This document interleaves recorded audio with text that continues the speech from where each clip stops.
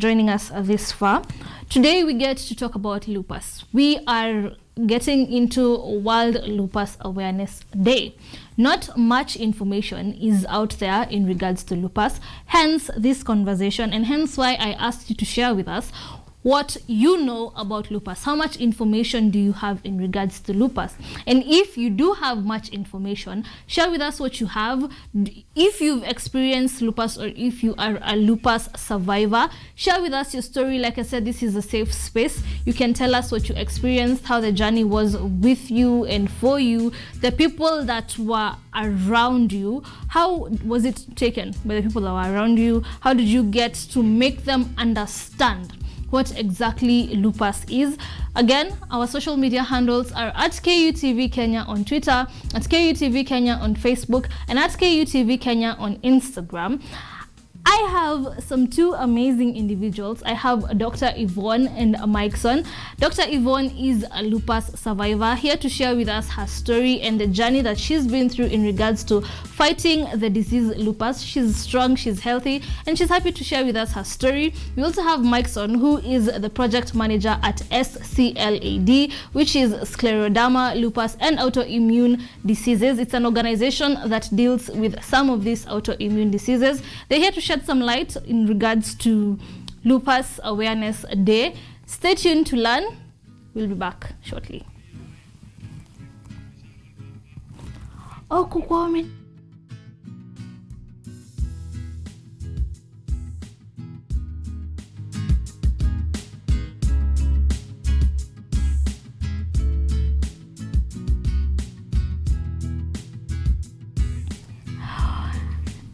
And we are back. With me, I have Mike Son and Dr. Yvonne. Karibuni sana. Thank you so much. How are you feeling this morning? Great. Feeling great to be here. Yes. I'd like you to introduce yourselves individually. Okay. My name is Mike Son Mugo. I'm the project manager or coordinator of SCLAD. SCLAD is a non-profit organization that supports people living with not only lupus but other autoimmune disease. Like S is for scleroderma, which is a chronic disease, then lupus and other autoimmune disease.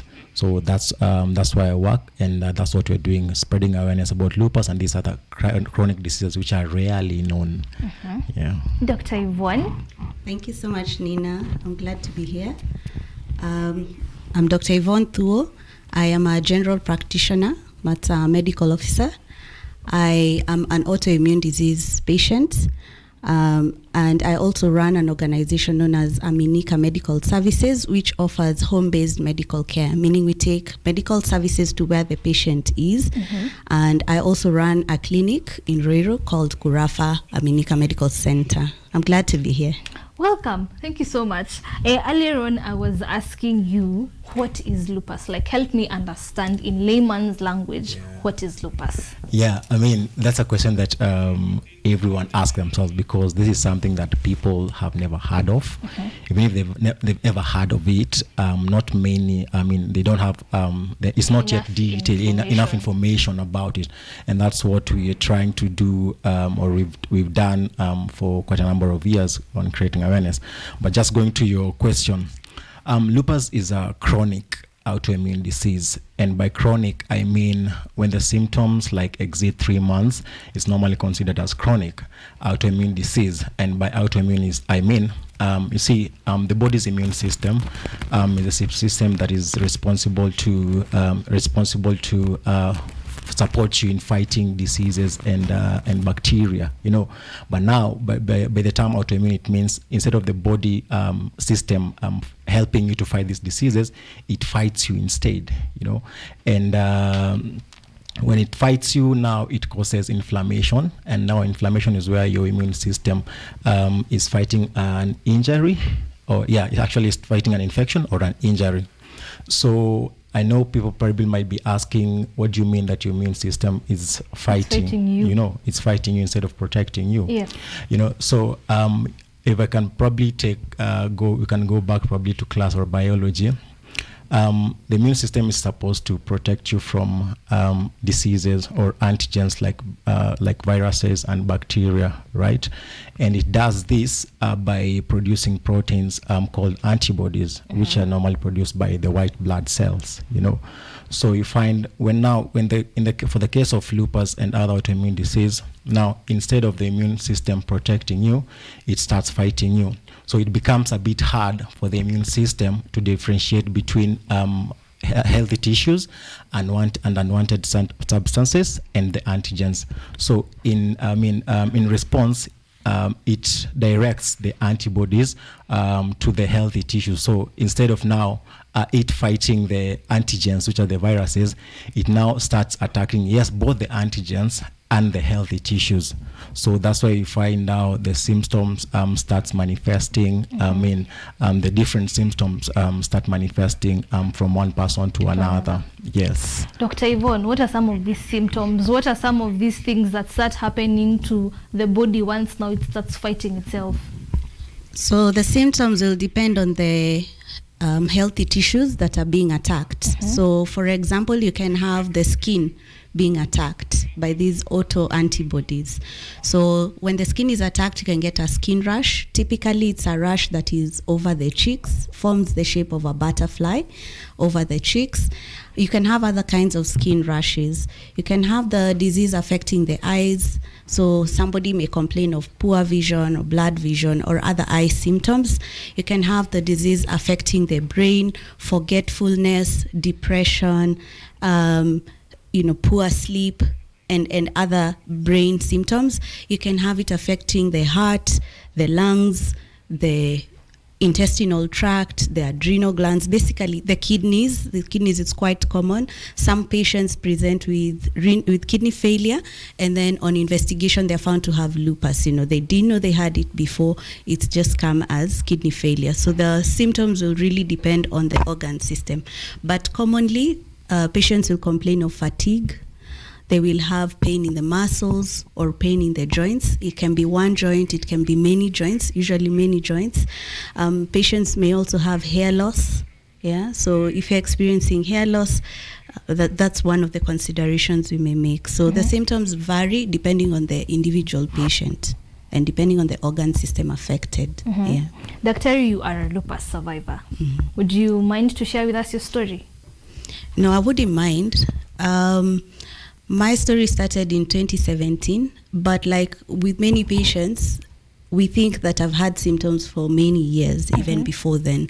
So in 2017, that's when I started getting non-specific symptoms, headache, aches and pains here, just generally feeling tired, having a rash, which we thought was an allergic rash, but it stayed a bit too long. So I am fortunate because I can access good healthcare. So I was able to get a team of doctors trying to figure out why I was having the symptoms I had. And then in late 2017, we managed to get a diagnosis. So in my case, it is my eyes that were affected early on, and also my adrenal glands at some point. My kidneys not so much. There was a bit of injury which has recovered. The stories are different across different patients. So like I mentioned, some will come in with complications, some will come in with just this fatigue that is not going away. Some will have maybe recurrent infections and so on. Yes. Wow. Mr. Mikeson, Sure. I'm sure you've met so many individuals who've suffered from lupus. Depending in regards to your experience, like at what age, from what age to what age do you get so many survivors from? Like what particular age group? Okay. Now, I think this is where we come, or rather the question is like who gets affected with lupus? More. Yeah, more. Lupus can affect just anybody, okay? But now you find the most age that gets affected is from 15 or rather 14 years to around 45 years. So these are people who gets affected with lupus, and lupus affects like 90% of the female gender compared to the male gender, And it becomes, as she said, symptoms vary from one person to the other, because the same way lupus can affect me is not the same way it will affect another person, because the symptoms vary. My kidneys can be affected, but there's another person whose kidneys are so much okay, they're very much stable. Probably her lungs are very much damaged, but now my lungs are very much okay. So the symptoms vary from one person to another, but now that's the age gap between 13 years to around 45 years. But anyone can get lupus. Yes. Daktari, some of these symptoms you've given us, like the headache, the skin rash, having what is called depression, forgetfulness. Not many people may sit and think, could this be lupus? So at what point do you start thinking to yourself, this is too much? That's an important question, Nina. When someone has been having symptoms and you can't really explain it, you've done some basic tests, they're coming back negative, or the tests are not really showing, the basic tests are not really showing what is causing these symptoms. For example, you have a young female patient, for example, the typical patient with autoimmune disease, who is tired. This patient has been coming to the hospital several times saying, I'm just tired, I sleep enough, I don't do exerting work, and I'm tired. You've checked the heart, you've checked the different systems, you've checked for infections, and they're still tired. So that's the point where you should start thinking maybe there's an autoimmune disease process here. Yes. So not just lupus, but most autoimmune diseases are the ones that give such kind of symptoms. So autoimmune diseases are considered together, and usually you can have more than one autoimmune disease affecting a patient. So there's what we call overlap. So you can have a patient who has lupus and they have scleroderma, or they have another autoimmune disease. So autoimmune diseases, it's like a continuum. There's no clear-cut line that this is only lupus. Yes. It may change, and the patient may develop other illnesses along the way. But yes, I would say for the healthcare worker, when you get this patient and you can't really explain their symptoms, you're not tying things together. In medicine, we say the stories should be able to be tied together logically in something that makes sense, that puts all the symptoms together. So you're not able to do that. Start thinking of an autoimmune disease process, start investigating. For the patients, you just have these symptoms that don't seem to be going away. You're taking painkillers, you're being told it's this, the other, your symptoms go down a little bit, then come back up, then think of an autoimmune disease. One important thing that I forgot to mention for the women, autoimmune diseases can also, like lupus, can also cause menstrual abnormalities. Really? Yes. So if you have menstrual abnormalities, you don't really understand why, and maybe you have other symptoms, and it's something you need to consider. And it can also cause miscarriages as well. So for women who've had recurrent miscarriages, that's also one of the diseases that should be considered. And is considering, like you said, the women will experience menstrual differences and miscarriages, is that the reason why lupus affects women more? Or why is it that lupus is seen to affect women more than it does affect men? Unfortunately, lupus and other autoimmune diseases are considered rare diseases, and rare diseases don't get as much research. So we still don't know a lot about the causes and why women will be affected more and so on. But what we're beginning to see, like when I was in medical school, I finished in 2009, lupus was considered as a disease that did not affect Africans as much. But we're seeing that it's actually affecting Africans or people of black origin a lot more.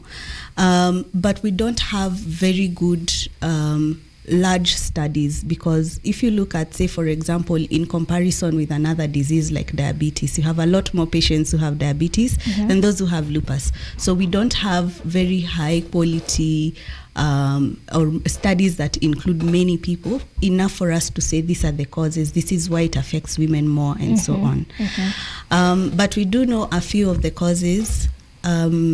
Please share with us some of those causes. Some medicines can induce a lupus state.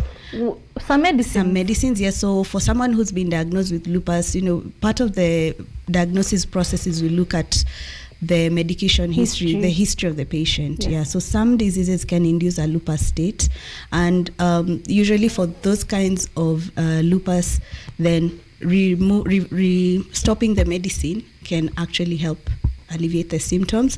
But environmental causes are thought to be the key causes. A few patients you can see a genetic history, so meaning that there's a family history of lupus or other autoimmune diseases in that family. But these are the smaller number. For majority, we can't really tell them why they have lupus or whichever autoimmune disease. Yeah. Okay, Mikeson, Yeah. how easy is it to access treatment here in Kenya for people who have lupus? Like how well or how easily accessible is the treatment? Well, it's been a bit crazy, basing the fact that this is not a very known disease. So you'll find most of the, like for instance, there's a specialized doctor that deals with autoimmune called a rheumatologist. Okay, so most of these rheumatologists are mainly based in Nairobi. Okay, so you find it becomes a bit difficult for someone living in the rural areas to access either treatment or to get diagnosis. So you find there's been a lot of cases of either misdiagnosis or people who have been undiagnosed, you know. So lupus, as it's known, it's a disease with many faces because it mimics other ailments. Like you can go probably to a doctor and then they tell you maybe you have malaria or you have TB or you have something. So it becomes a bit difficult to diagnose. So if to diagnose it, so you find that person in the rural areas, they end up getting misdiagnosed and they end up taking the wrong medications, you know, because they can't really be able to determine or know what this disease is. You know, and basing the fact that it's a very costly disease, like it is very expensive to treat lupus or probably other autoimmune diseases.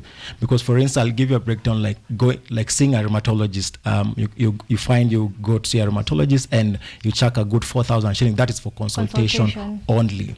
After that, you're going to be sent for tests that might go up even as high as 30,000, 50,000, and that has not included medication, you know, and the medication the lupus, it's not curable, but it's manageable through medication. So these are medications you're going to use for the rest of your life. So you find this is a very costly disease. So it becomes a bit hard even for someone to access even this treatment because of the cost that comes with it, you know, because if I am not employed and I'm suffering, I'm experiencing these symptoms, I'm not in a position to go and maybe seek treatment, maybe in Nairobi or whichever facility that I'm going to go.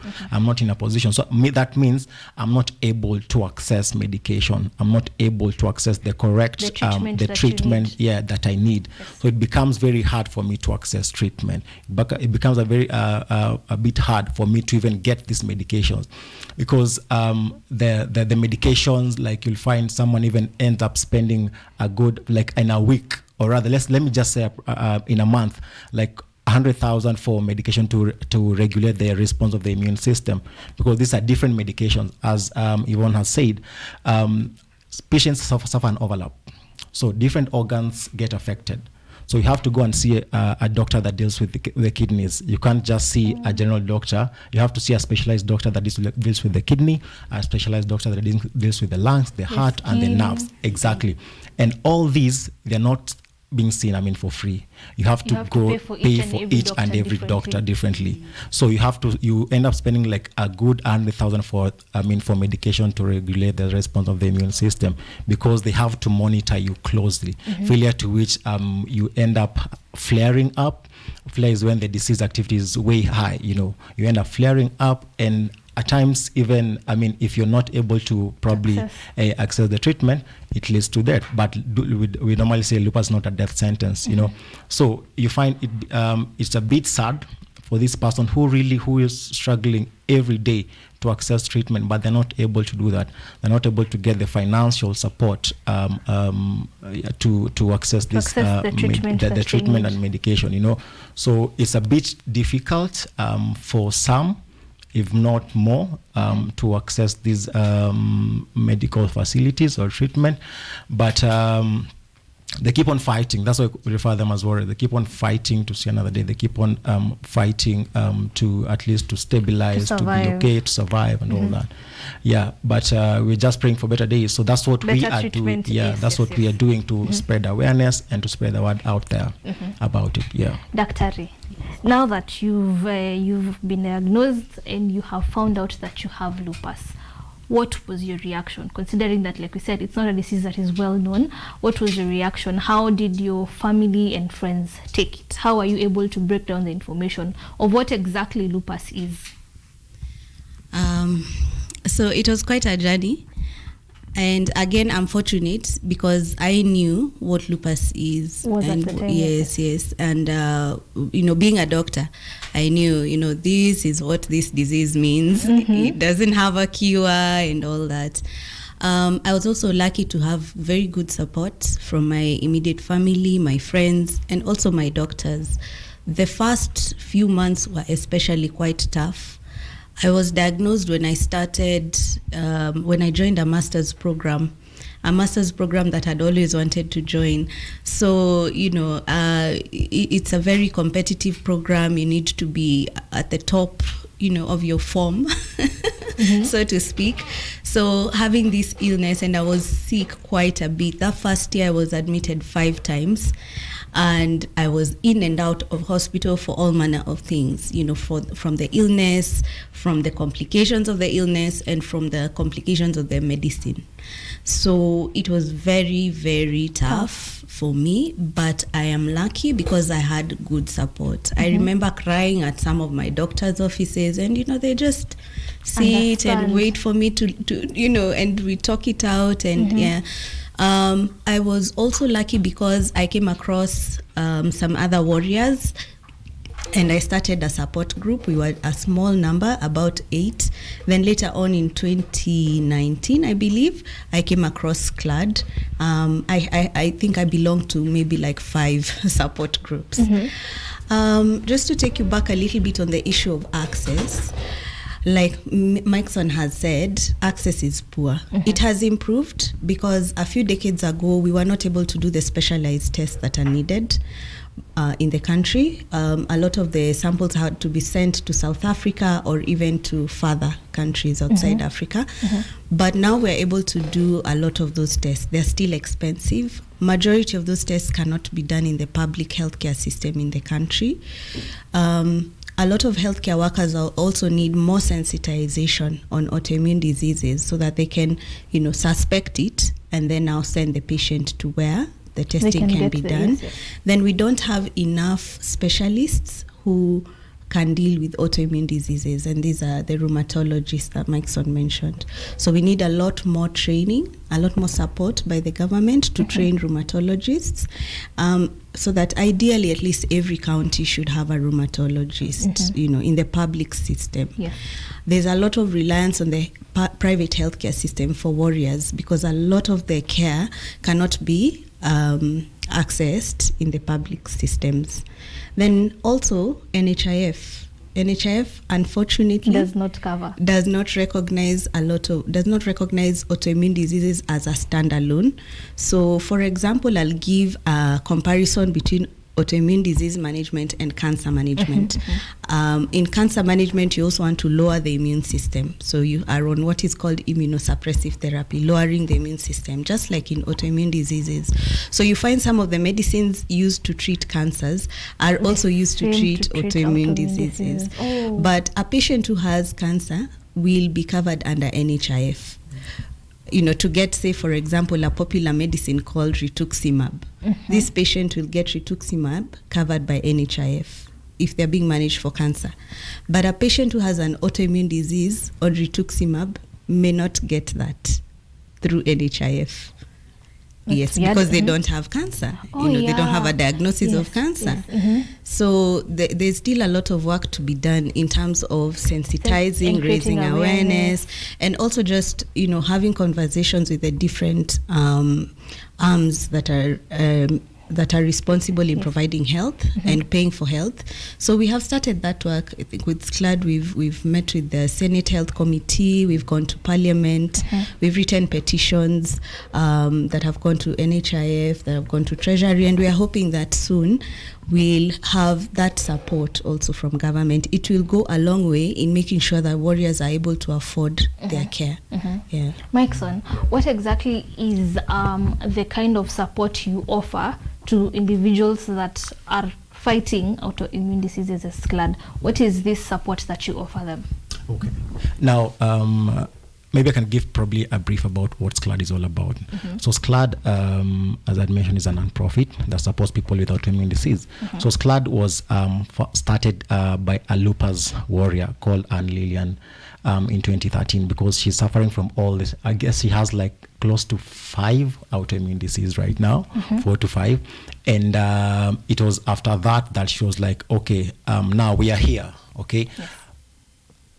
She accepted the fact that it has happened the way it has happened, so it's upon her now to start spreading awareness and all that, So she formed SCLAD.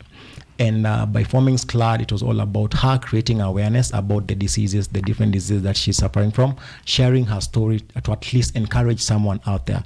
Because people get depressed when they get diagnosed because this is something that they've never heard of, and it has no cure. Yes. So meaning it is totally turning their lives upside down. So she decided, how about I just share my story to just encourage someone out there, to just give someone a shoulder to lean on, and just tell them or assure them that this is not a death sentence. You can still live with it for as long as you can. So SCLAD started there, and she started reaching out to people on social media. She started selling merchandise just to support people with medication, with whichever kind of help, because to meet the cost of it. So what we do as SCLAD is identifying the very, very needy cases of people who are not able to afford even that medication. Because you can imagine a tablet going for as high as 100 shillings, one tablet, and you're supposed to take like 3 tablets a day for the rest of your life. So if I'm not able to afford, then where does that leave me? And that is only one set of medication. There are several others on your prescription. So it becomes a bit crazy for you to afford. So we identify these very needy cases. We set up appointments with their doctors because we're in partnership with different rheumatologists, so that at least even that person easily access them. Yes. even this person who is in the rural areas can be able to know, okay, if I want a rheumatologist or I want a nephrologist, then this is where I can be able to find them. So we book appointments for them and we pay for their consultation fee. Once you've seen a doctor, definitely you're going to be sent for tests. So we also partner with different labs. So we pay for their labs as well, and at most in our capacity right now, because we are self-sponsored organization still looking for donors, we pay for at least a month worth of medication, but that's not sustainable, So we sell all these merchandise like the one that we're wearing right now, just to support these people gain access to medication and treatment. But in the long run, we're looking for different ways of sustainability. As you have said, NHIF lobbying the government, to at least consider, such case of autoimmune, some drugs to be included in the NHIF cover, because most of the drugs, I don't know if it's because of the cost, they are not included here. Because a drug going for like 500,000 shillings, like the infusion one going for 500,000, I can't be able to afford it. And there are people who are able to access that medication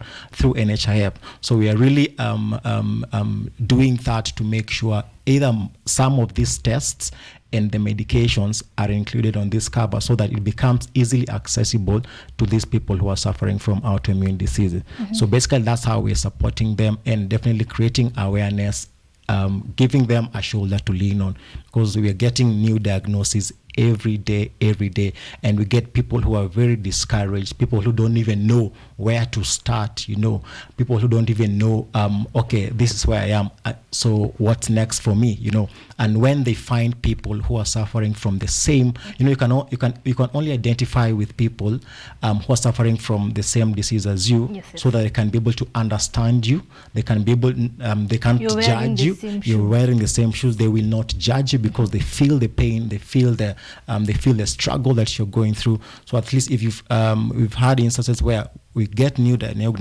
people have been diagnosed, and they find all these people who are suffering from this disease, and at least they get encouraged. They know they are not alone. So they get people to walk with them, to support them, to give them a shoulder to lean on, and all that. Because some have been, by the way, neglected by their family. Some have their family members have walked out on them, like literally on their hospital beds.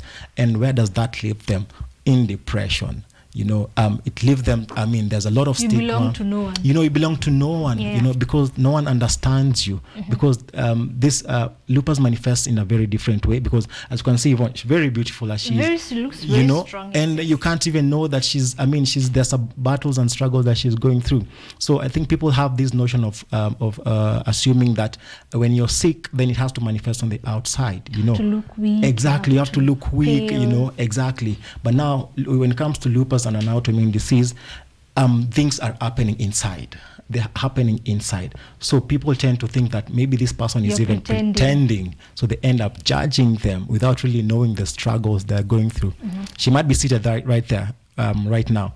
And maybe the next minute, or God forbid, she might not be able even to, wake up from that seat. At times, they're not even able to even lift a spoon because of the symptom, because of the struggles they are going through. Some even are not, find it even hard to even take a shower because of the symptoms, because of how they are feeling, the fatigue, the pain, and all that. So if you don't understand this person, you'll end up judging them, for who they are, which is not the case. Yes. So you always advocate, or rather say, take time to understand this disease. Take time to find out what this person is going through and the struggle they're going through. And after that, you'll be in a better position. Exactly. Everyone around without judging them, because there's a lot of stigma going on there, because this is not known. It's not well understood. Exactly. Dr. So after you got diagnosed, and how was life after? Did you have to make some lifestyle changes? What do you do differently now that you were not doing before? Oh yes, it really affected me in a big way, because one, I wasn't able to continue with my master's program. No. Yes, so I had to take a break. I was at the University of Nairobi. I still am, although doing a different course. And they were gracious enough to give me the time that I needed to process everything and then to change to a different master's program. Everyone was wonderful. I have no complaints. My colleagues, the school administration, but that was a big change that I had to make. Also, in my place of employment, they were understanding, and I had to make some changes as well because I wasn't able to do the usual long hours that doctors are able to work. Then I had to make some changes at home as well. Fatigue is a big, I'd call it a disability, because like Maxon has said, sometimes you can't do basic things. You wake up, take a shower, and you're tired. You have to go back to bed to rest after a 10-minute shower. Yes. So usually we tell patients, or patients are told, now that I'm talking as a patient, patients are told to take frequent rests, take lots of water, eat healthy, try and do some exercise, try and meditate or take relaxation activities, do psychotherapy, that means counseling. Some need physiotherapy, physical therapy. It's a lot. It's an illness that requires you to change everything about your life. Yeah. Considering the fact that you said that you need to take rest, you're doing something small and then you're already tired, all the activities that you've had to change in your life, they have me wondering, there's that individual, like you had said, in the rural area who cannot be able to just stop working. Like the people who live under $1 a day, she or he has to wake up every single day and go to work to fend for their families, to feed their families, to pay their bills. Mikeson, how do those people deal with these situations? Well, it's a struggle. The struggle is real for these people to do, like, it changes your whole world, So at the end of the day, it's all about your mental state, Because there are people who are like, okay, this is what I'm suffering from. Okay, so I'm going to do the best I can. You know, like they always say they're not going down without a fight. Like they do the best they can when they are able to, you know, because again, if you're not able to, you just can't as much as you want to. I mean, as much as you want to probably wake up from that bed and go and fend for your family.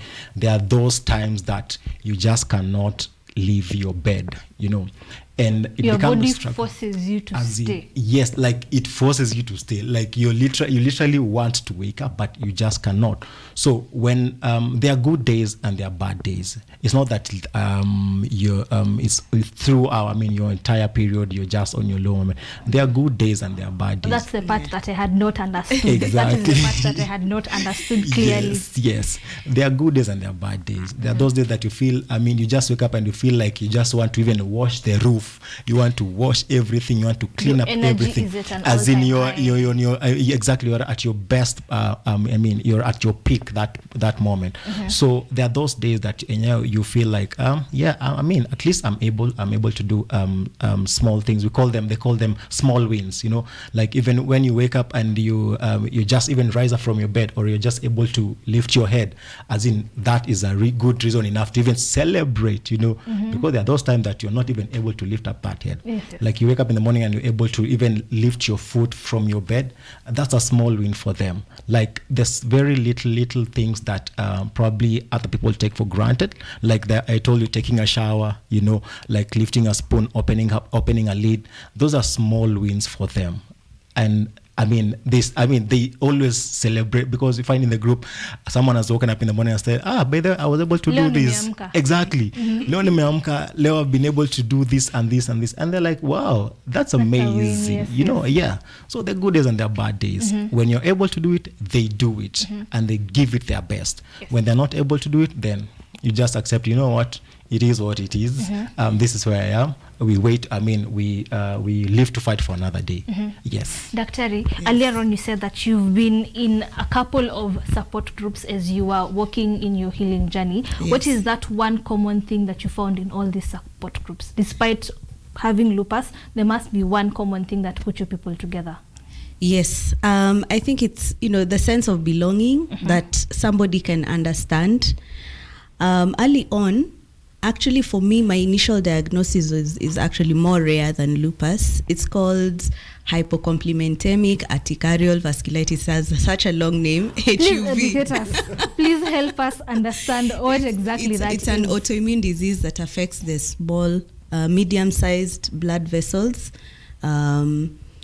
It's considered by some people to be a form of lupus that is coming, actually 50% of the patients end up having lupus. So along the way, lupus was added to my diagnosis.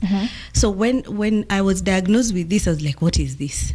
I've never encountered a patient with such a thing. Yeah. So I went online and I got this Vasculitis Foundation. It's a UK-based support group, and it was so resourceful because for me, I was able to see, so I am not the only one in the world who has this problem. Yes. And then in the course of my journey, then I would notice some things, maybe like I take coffee and I'm very sick. So I'd be like, why can coffee make me sick? So I would go to the support group and ask them, I'm taking coffee. When I take coffee, I feel sick. Then someone says, yeah, me too. Then someone says, but I can take coffee, but a little. And so you feel very encouraged because you get a space where you can express yourself, where you don't sound weird, So that's the common theme, I would say, in all the support groups, where you feel that you can ask the questions you have. They may not be necessarily medical questions. They may be very social questions or general questions, yes. But you get an audience and you get to learn from other people's experiences. And I would also add, in terms of how to cope, psychological support, or what we call psychosocial support, both emotional and social support are very, very important, because this warrior in the rural areas who's not able to go and say maybe till the land needs support. They need to be able to eat. They need to be able to afford their medication. They need not to be stigmatized. Maybe it's a warrior who has gotten recurrent miscarriages. They need to have that family understanding that, we accept her. It's an illness. It is here. We'll deal with it. Which is very uncommon in our African setting. Exactly. Yes. And in the first world, in majority of the developed countries, lupus is actually considered as a disability. So these patients get disability benefits, tax exemption. They may get some money from the government. They may get extra help to access their medication, get basic needs. The conversation is starting in the country. Actually, I've seen those discussions going on, and some organizations are starting to say, disability is not only physical disability, what you can see, but there are also other forms of disabilities. Yes. Like Mikeson said, lupus and autoimmune diseases are by and large invisible illnesses. Someone will say, but Yvonne, you don't look sick. That day I'm not able to get out of bed maybe, or I'm in a lot of pain, it's not going down, and I can't work. So someone needs to understand and say, okay, yes, but as we speak right now in the country, I will pay taxes like everyone else. I will pay for medication. I will pay for medication the same rate as anyone else. So that support from the government and also from the people close to the family helps in coping. Yes. Mike, so you have an event coming up. Yes. In regards to World Lupus Awareness Day. Yes. Tell us about this one.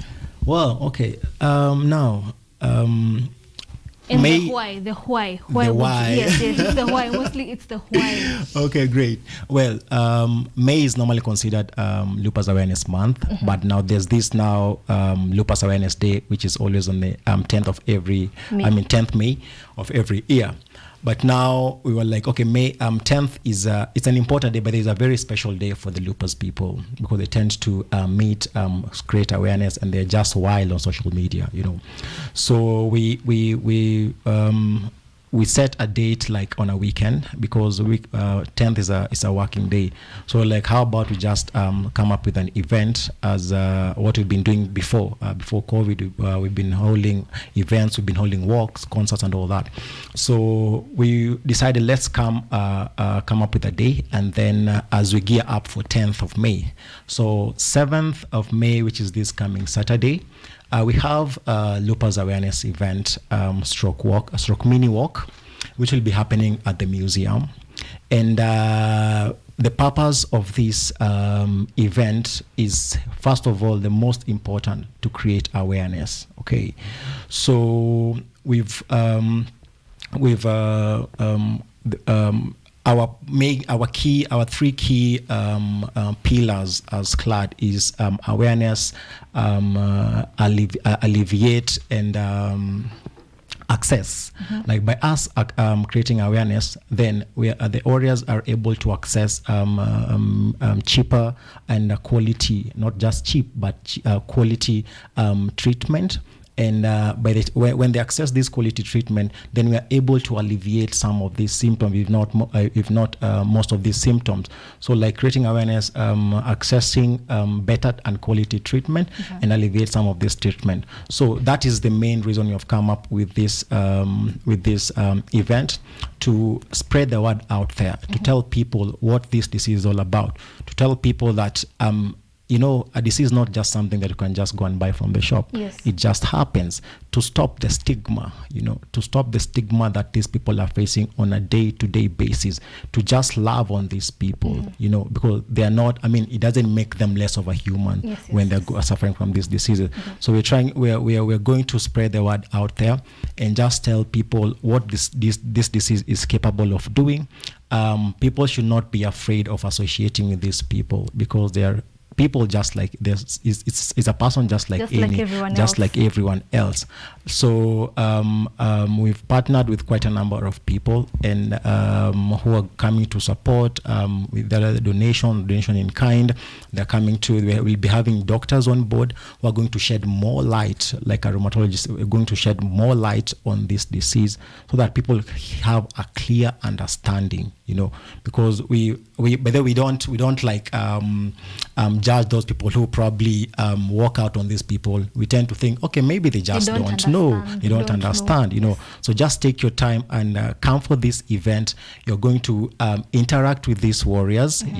You're going to hear their stories. You're going to hear for more information from a rheumatologist who is going to tell you and just give free information. Free information to everyone. So you guys purpose to attend, and this way it is open to just anyone. Yes, it is open to anyone. It's not just the lupus warriors. It is open to lupus warriors, supporters, caregivers, and even friends and family. Because you find the impact that you want to leave during this event is. You as Nina, you might be, when you come to that event, you hear these are the certain symptoms that a particular person goes through, and maybe you go home and someone, maybe your neighbor or your friend, tells you, what, Nina, nimekuwa nikifeel hivi. Yes. And since you had information about it, utakuwa like, okay, by this you just go and seek medical attention, or you just go and maybe check whether it might be this disease that you're suffering from. At least you'll have gotten information and saved a life out there. Yes. So that is our intention after all, creating awareness and at least increasing the rate of diagnosis and stopping the stigma, because there's been a lot of misconception that are out there, either witchcraft, someone just that's tells when you, she said back in the rural area, people are not understanding why are you having miscarriages constantly, like what is going on in exactly, as in you go and reconcile, and you go and reconcile with your elders, umekosea nani, which puts them at a very the stigma gets exactly so high. At a very devastating place, because this is a disease. Who has bewitched me? People think that they have as in HIV because of maybe of the loss of weight and all that. So anambia, hey, by the huyu akona ukimwi, huyu vile ako, it is not normal, and you're left wondering, hey, so if all these people, it's cancer and all manner of misconceptions that are out there. So you just come, hear what it's all about, get the right information before judging someone, get the right information first so that you can be able to know what really is troubling them, what they're really going through. For the people who are interested, what is your activity lineup for that particular day? Yeah, so there's going to be a mini walk, as I've said. In the museum, they have this huge botanical garden. So we're going to have a mini walk inside around the museum. And then after that, we're going to all gather in the auditorium, whereby you're going to have now a panel of doctors, psychologists, caregivers, who are going to give us a talk as far for the caregiver, like the walk, how it has been for them to support their warriors and all that. For the doctor, the rheumatologist, who's going to shed more light of what this disease is all about. The psychologist, just to tell people how to deal with your mental state, because at the end of the day, it's all about your mental state, so we're going to have all this manner of activities. We're going to have artists performing. We're going to have a group of people who are going to entertain people. We're going to have music, like good music, We're going to have a snack as well. So yeah. So is it free? For the no, it's not free. As I've said, we are a self-sponsored organization. So the charges are going to be 250 shillings, and these charges, this 250 is going to go towards supporting a warrior get medication. Okay, they're going to be merchandise that are going to be on sale. They're going to be hoodies. They're going to be T-shirts, Lupus branded T-shirts. They're going to be bracelets. They're going to be pins, like everything branded on Lupus are going to be on sale, and all the profits that are going to sell from all the proceeds from these profits goes towards, like 100% goes towards supporting someone living with lupus, get medication, medication, get treatment, visit a doctor, go to do their labs and all that. So it is for a good cause, and that cause is supporting this particular person access treatment. Yes. Daktari, I'm curious. Considering the journey you've been through, do you wake up and say, I'm glad that I'm a doctor? Yes, absolutely. I've always wanted to be a doctor. And I think being a patient has enhanced that passion for me. And one of the things I started doing, I think as a direct result of having this illness, is to try and see how can I make care for patients better.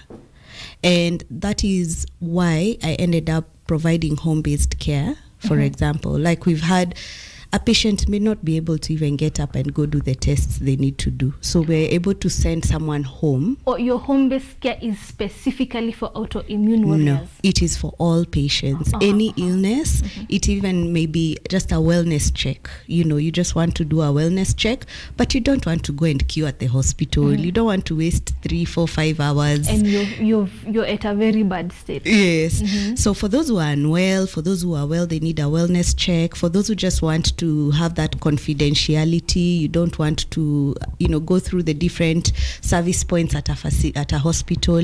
So we're able to bring services to the patient's home because we believe care should be quality. That's one. And quality, why? Because a lot of people are not able to access quality healthcare. Sure. If it's an autoimmune disease patient, how many primary healthcare providers know what an autoimmune disease is and what you need? Not so many. So we're able to offer that.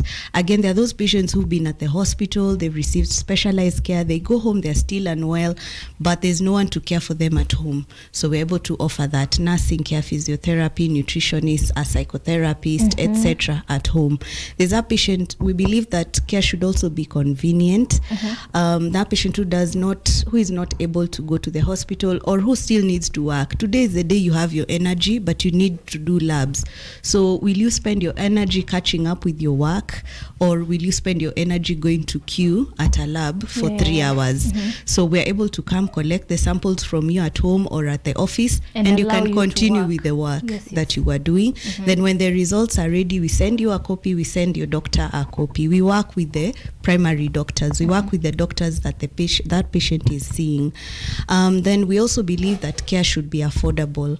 So there are also some costs, traveling costs, moving from home to the hospital or from your office to the hospital. There's that time wasted in traffic or waiting to see the doctor and so on. So we save on that as well.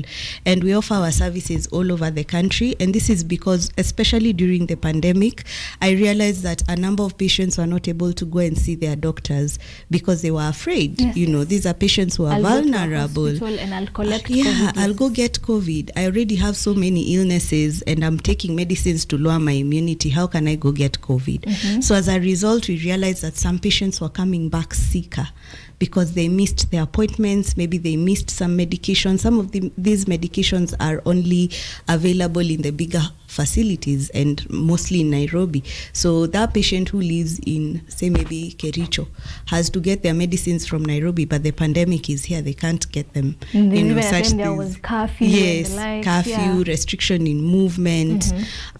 So we offer our services all over the country. Through Aminika Medical Services. Then we have a medical facility in Tatu City. It's called Kurafa Aminika Medical Center. So this one is especially for that patient who can walk in, but they don't have good financial standing to afford care. So in this facility, our consultation fee is only 100 shillings. We also work with different partners to subsidize the cost of medication. So the medication is very, very affordable. And, we're able to look at the care the patient needs and give them care that they can afford. I'm curious, consultation for absolutely anything? For general consultation, just to see the clinician there, is 100. And even if it changes in the future, it won't change too much. So it's just looking at what solutions can we give to the different subsets of patients and the care they need. So that is primary healthcare. basically at Tattoo City, but we're able to offer a wide range of services and then connect with the specialists for those who need the help. Yeah. Nice. Makes sense. Is your organization open to anyone who would want help? Definitely. As far as autoimmune is concerned, because it's registered as an autoimmune organization. Yes, we would love to help everyone. Yes. But now we are only limited on these autoimmune conditions. So anyone who's suffering from an autoimmune disease, it's open. We have, our doors are wide open to let these people in, to walk the journey with them, support them in whichever way that we can, in the best of our capacity and ability. So yes, basically that's what we are doing right now. It's for autoimmune diseases only. Yes. Right before we wind up, I'd like to read some of the feedback that we have gotten. We have at Human Mdigo. Good morning, Nina, tuned in from Mombasa. I hope you are learning something. We have Ashley Asachi. Nina, how are you this morning? I am eager this morning to learn more about lupus here on WCW edition. I am here to get entertained and informed, therefore I am keeping it locked till the very last second. I do hope you've learned something this far. It is actually a very informative show. Toto Mariam, a very bold conversation on lupus. Shiko Muturi, tuned and learning. Thanks for the great topic on lupus. We have Mary Mwema, very informative show. Thank you so much for joining us. I do hope that we've tried to catch on so many things, if not most of it all, that we've learned something and we've come to the end of the conversation. But before we end the conversation, where can we get you? Where can you get your services? You can get us on our social media. We do a lot of social media on Facebook. You can get us as SCLAD, SCLAD. On Instagram, we are at SCLAD_awareness. On Twitter, SCLAD_awareness. So currently what you're working on is, because SCLAD is registered in the States, in Texas. And right now what you're working on, actually we are in the final stages of establishing a base here in Kenya, so that at least can have a physical place where even if you get these people are going to have a physical place they're going to come in and all that. But right now currently we are working as a support group, but in future, maybe this year or towards the beginning of early next year, we're going to have a physical place where people are going to come and all that. Yeah, so that's where we are right now. And yes, please feel free to join the course. Feel free to support. You can adopt a warrior. We always say you can adopt a warrior, maybe get medication, even if it's for a month or whichever period that you feel like. You can adopt a warrior. You can say maybe in a month I can probably be donating this much, even if it's medication or even money. You can just join the course, reach out to find out the different ways that you can be able to support. Exactly, help and support and all that. And also have an Mchanga account that is currently going on. Any donation that is, that you feel like there's no amount that is too little. No amount, but there is too little when it comes to helping, you know. So feel free to join the course. Feel free to reach out so that at least you can know the various ways that you can participate on this course. Yeah. Nice. Daktari, where can we find you? Thank you. So Aminika Medical Services, you can check out our website. You can check us out on Facebook, LinkedIn, Twitter, and Instagram using the same names, Aminika Medical Services. And then Kurafa Aminika Medical Center, find us on Google Maps. It will bring you right to the location inside Tattoo City. You have our clinic number there. Give us a call. Feel free to visit us.